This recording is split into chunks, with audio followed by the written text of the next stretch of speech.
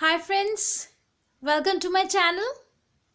So today we are going to study class 9th science chapter 2 is matter around us pure.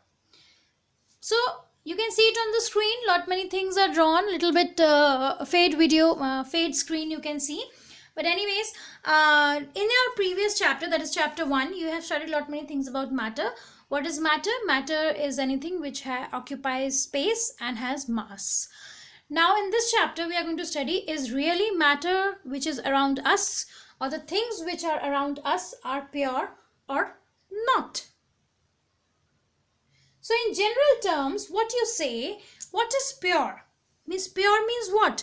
The thing which is not adulterated, means pure means without any adulteration.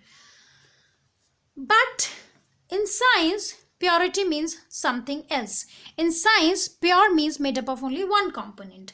Now if you see a packet of milk and all the dairy products, they are made up of only milk, means they are made up of only one substances. But are they really made up of only one substances? Are they really pure? But what we generally mean pure is without any adulteration. If you see an image of a soil, if you observe soil, we say that soil is soil, it has no other substance present in it, so it is pure.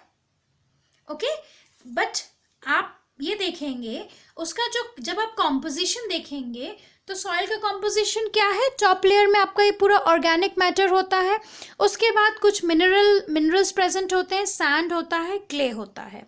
ठीक है, तो हमने क्या देखा ये soil के और milk के एग्जाम्पल से कि अगर हम जनरल टर्म्स में देखें तो pure means the substance which is not adulterated. But science के पॉइंट ऑफ व्यू से हम बोले तो साइंस के पॉइंट ऑफ व्यू से क्या हुआ, pure means it is made up of only one component. तो क्या हुआ, मिल्क हमारा प्योर तो नहीं हुआ क्योंकि मिल्क में क्या है, वाटर भी प्रेजेंट है, means water plus milk is there. Okay, milk में क्या है, पानी मिला हुआ है. ठीक है, तो अकॉर्डिंग टू साइंस हम ये भी बोलते हैं कि मैटर तो प्योर नहीं है. तो मोस्ट ऑफ द मैटर क्या है, प्योर नहीं है. तो हमारे आसपास का बहुत सारा मैटर जो है वो प्योर नहीं है.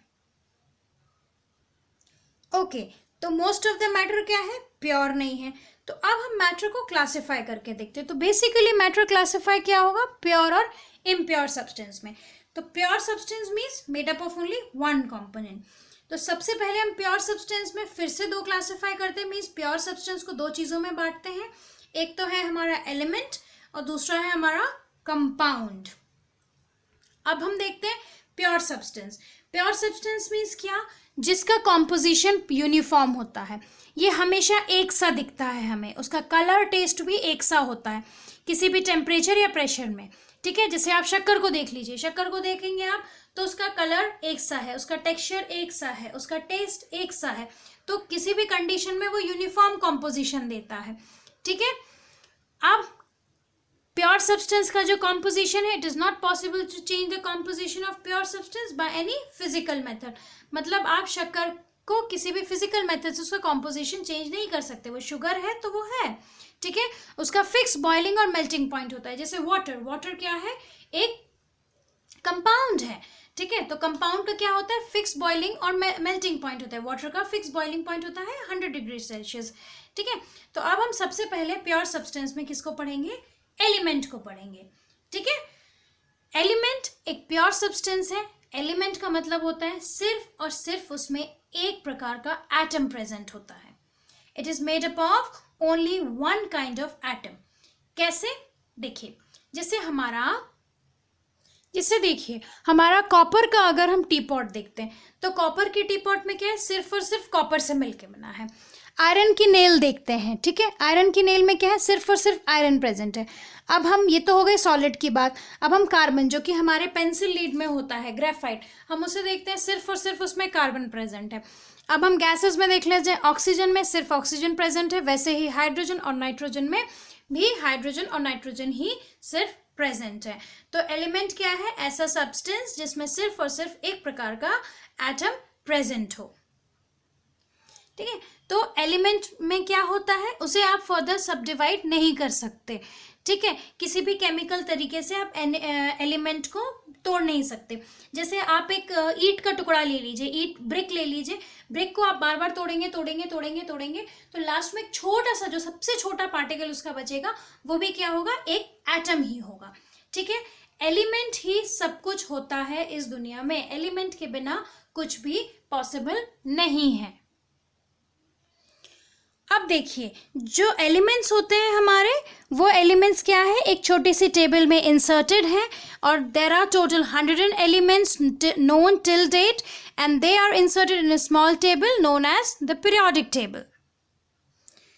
सो नाउ क्लासिफिकेशन ऑफ एलिमेंट्स। अब एलिमेंट्स को हम सबसे पहले क्लासीफाई किसके हिसाब से करते हैं, उनके फिजिकल स्टेट में अगर हम क्लासीफाई करते हैं, तो फिजिकल स्टेट में एलिमेंट्स को आप क्लासीफाई कर सकते हैं सॉलिड, लिक्विड और गैसेस में, ठीक है। You know very well, there are 2 elements that exist as liquids at room temperature, they are mercury and bromine, clear. There are 11 elements exist as gases at room temperature. See, oxygen, radon, krypton, neon, helium, argon, xenon, chlorine, fluorine, nitrogen and hydrogen. There are total 11 elements that exist as gas at room temperature. Now, element, I said it is made up of only one type of atom. But if in any element one atom is present, then it is known as monoatomic. Clear? If 2 atoms are present, then it is known as diatomic. As you can see here, see, 2 atoms are present, then it's a hydrogen molecule, then it's a nitrogen molecule, oxygen molecule, chlorine molecule, bromine molecule, iodine molecule. Similarly, there are many triatomic, tetraatomic, as well as many atoms are present, then they are known as polyatomic also. Another classification of element is based on the variation in their properties. So elements are classified as metals, non-metals and metalloids. Metal, iron, copper, silver, gold. Fe for iron, Cu for copper, Au is for gold and Ag is for silver. Non-metal, carbon, silicon, nitrogen, that is C, S, N are few examples of non-metal. Germanium, G is represented by Ge, silicon is represented by Si, are the metalloids. So this is one more classification of elements. All these things we are going to study later in our further videos. The next pure substance is a compound. So compound, which is composed of 2 or more elements. So it is made up of 2 or more elements combined chemically in a fixed ratio. Means उसका ratio fix है. इसको आप ऐसे भी समझ सकते हैं, जैसे अगर आपने समुद्र का पानी लिया, that is also H2O. घर में टैप वाटर लिया, that is also H2O. आपने लैब में पानी को बनाया, that is also H2O. तो आप ये बोल सकते हैं, केमिकल मीन से बना हुआ है तो आप इसे तोड़ सकते हैं। तो वाटर को क्या है, आप केमिकल मीन से तोड़ सकते हैं, पर फिजिकली नहीं तोड़ सकते। मीन्स फिजिकली मीन्स आप उसके एटम्स और मॉलिक्यूल्स को सेपरेट नहीं कर सकते, पर केमिकली जैसे इलेक्ट्रोलिसिस से या इलेक्ट्रिसिटी सप्लाई करने से आप सेपरेट कर सकते हैं। अदरवाइज उनके जो कॉन्स्टिट्यूएंट्स हैं, उनकी जो प्रॉपर्टी है, वो अलग अलग एटम में अलग अलग रहेगी, पर कंबाइन होने के बाद अगर पानी है तो थ्रू आउट पानी का मॉलिक्यूल ही रहेगा। Here you can see an example is given how water molecule is formed. Okay, 2 hydrogen molecules are combining with oxygen molecules and a water molecule is formed. ये देखिए, 2 हाइड्रोजन मॉलिक्यूल्स हैं, ये 2 hydrogen है, ठीक है, ये ऑक्सीजन है, ये कंबाइन किया, अब एक ऑक्सीजन के साथ 2 हाइड्रोजन लगे हुए हैं, तो ये वाटर मॉलिक्यूल है। अब क्या होता है कंपाउंड में, कंपाउंड्स की जो कॉन्स्टिट्यूएंट्स की जो प्रॉपर्टी होती है, वो अलग अलग कंपाउंड में अलग अलग होती है। अब यही हाइड्रोजन वाटर के साथ है तो हाइड्रोजन की प्रॉपर्टी देगा, सॉरी वाटर की प्रॉपर्टी देगा, पर यही हाइड्रोजन अगर हाइड्रोजन पेरोक्साइड के साथ चला जाएगा तो उसकी प्रॉपर्टी अलग हो जाएगी। तो एलिमेंट में सिर्फ एक टाइप का एटम होता है, पर कंपाउंड को फिजिकल प्रोसेस से तो नहीं, पर केमिकल प्रोसेस से या इलेक्ट्रिसिटी से आप तोड़ सकते हैं। और अगर ये कोई कंपाउंड बन गया है तो उसका जो कॉम्पोजिशन होगा वो हर तरीके से सेम होगा, इसीलिए कंपाउंड्स को हम क्या कहते हैं, प्योर सब्सटेंसेस कहते हैं। I hope your concepts are clear about the pure substance. We'll proceed with this chapter in many more upcoming videos. Keep on watching, keep on reading the concepts, reading the books as well as the good moral books. Keep on learning the concepts.